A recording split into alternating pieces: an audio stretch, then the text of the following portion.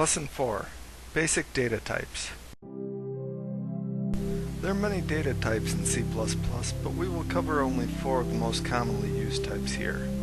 These types are the int, double, char, and bool.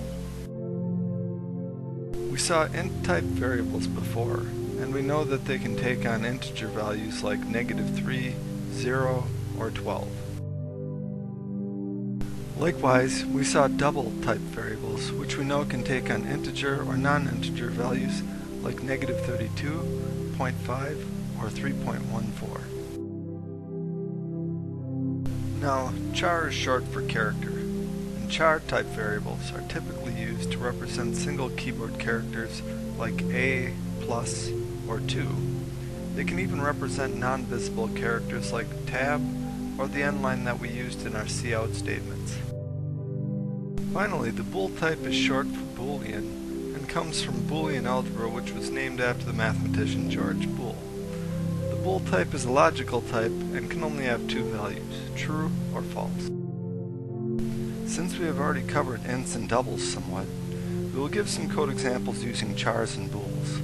In this first example, we initialize a char with the value d.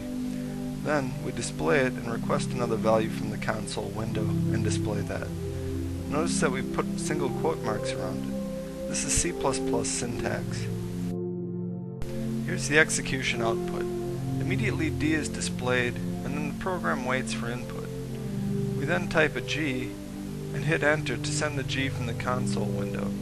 When inputting data from the console, we need to hit enter to let the program know to take the data.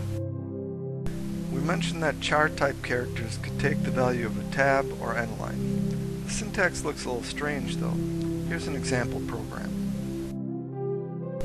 Notice that the end line and the tab use a backslash followed by a character for their syntax.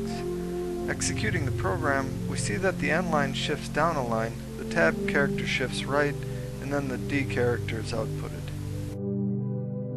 We have one last program. This program has 2 bools which we assign the values true and false. Notice that these words are in blue. This is because true and false are keywords in C++. Running the program, we see that the values correspond to 0 and 1 respectively. This concludes the lesson.